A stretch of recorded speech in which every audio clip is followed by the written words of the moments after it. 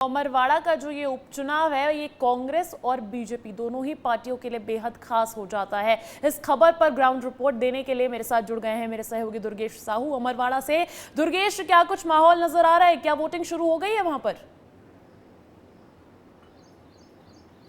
बिल्कुल अंजलि, देखिए देश में लोकसभा चुनाव के बाद मध्य प्रदेश में ये पहला उपचुनाव है और इस पहले उपचुनाव को लेकर निर्वाचन आयोग ने भी तैयारियां पूरी कर ली हैं। 7 बज चुके हैं अंजलि, लिहाजा वोटिंग तो शुरू हो चुकी है। पूरे अमरवाड़ा विधानसभा क्षेत्र में आंकड़े हम बता चुके हैं कि इस अमरवाड़ा क्षेत्र में महिला और पुरुष वोटर में बहुत ज्यादा फर्क नहीं है। 1000 वोटों का ही मात्र अंतर है। 1,29,000 के करीब पुरुष है, 1,28,000 के करीब महिला है। तो इस लिहाज से देखा जाए तो ये अमरवाड़ा विधानसभा क्षेत्र बेहद महत्वपूर्ण हो जाता है। वोटिंग शुरू हो गई, इसलिए सबसे पहले मैं मतदाता से बात करूंगा, उसके बाद तस्वीरें दिखाऊंगा आपको। पहला वोट इस बूथ में डाल के आए हैं। ये बसूरिया गांव है जहां पर ये मतदाता जो है आप देख सकते हैं इनके उंगली में वो निशान है। निर्वाचन आयोग का वो संदेश है, वो मैसेज है जो ये बताता है कि आप अपने मताधिकार का इस्तेमाल जरूर करें। भले ही चुनाव हो, उपचुनाव हो, लेकिन आप जरूर घरों से निकलें। हम भी अपील करेंगे कि ये पहला उपचुनाव है इस अमरवाड़ा क्षेत्र में। अमरवाड़ा क्षेत्र की जनता बढ़ चढ़कर मतदान करे, लेकिन वोट आप डाल के आए हैं, आपको दूसरा मौका मिला है एक तरीके से कहा जाए उपचुनाव को लेकर। क्या कहेंगे आज, किन मुद्दों पर आप वोट डाल के आए?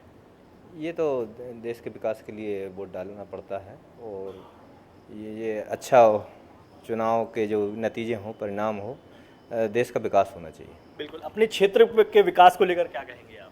अब क्षेत्र में तो जो सरकारी योजना है वो तो सभी का लाभ मिलता है। वो तो पूरे देश में जो अपने एमपी में जो भी योजनाएं हैं वो तो सभी को मिल रही हैं। बिल्कुल। आप पहले मतदाता अपील करेंगे अपने क्षेत्र के लोगों से कि आए, घरों से निकले। जी, सबसे लोग अच्छे से वोट डालें, 100% मतदान हो, मैं ये चाहता हूँ। बिल्कुल। तो देखिए ये उपचुनाव है, अमरवाड़ा विधानसभा सीट है, आदिवासी बहुल क्षेत्र है और यहाँ पर जो टक्कर है वो टक्कर मैं आपको दिखा दूंगा कि किन किन के बीच में है। वैसे तो हम दिखा चुके हैं अपने दर्शकों को, लेकिन यहाँ पर जो पोस्टर लगा हुआ है भारत निर्वाचन आयोग का, इसमें पहला नाम है कमलेश प्रताप शाह, जो बीजेपी से कैंडिडेट हैं।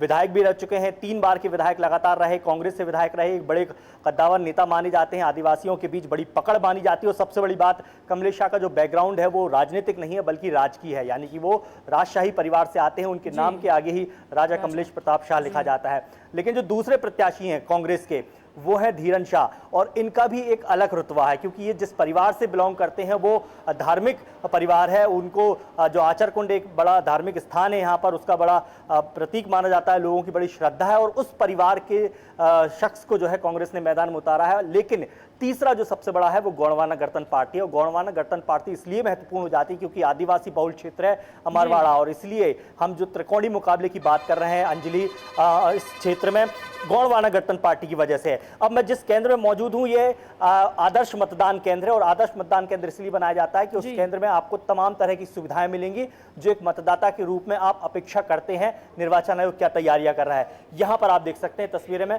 अंदर नहीं जाऊंगा लेकिन यहीं से कोशिश करूंगा आपको तस्वीरें दिखाने की कि मतदाताओं का धीरे धीरे आना शुरू हो गया है। आप देख सकते हैं कि 2 मतदाता अभी अंदर हैं, वोटिंग कर रहे हैं। और चूंकि पूरे निर्वाचन आयोग की, जैसा कि हम विधानसभा चुनाव, लोकसभा चुनाव में देखते हैं, बिल्कुल ठीक वैसी ही प्रक्रिया उपचुनाव में भी अपनाई जाती है और यहां पर भी आप देख सकते हैं। लेकिन मैं ये जरूर कहूंगा कि सुबह का वक्त है, थोड़ा सा आदिवासी बहुल क्षेत्र होता है, सुबह सुबह लोग थोड़ा सा कम निकलते हैं, दोपहर होते होते यहाँ पर भीड़ बढ़ेगी। बिल्कुल। अभी तो मतदान की प्रक्रिया शुरू ही हुई है दुर्गेश, अभी वोटिंग शुरू ही हुई है, तो धीरे धीरे करके मतदाता भी घरों से निकलेंगे और यहाँ पहुंचेंगे। आप अपडेट्स देते रहिएगा। फिलहाल के लिए बहुत बहुत शुक्रिया आपका।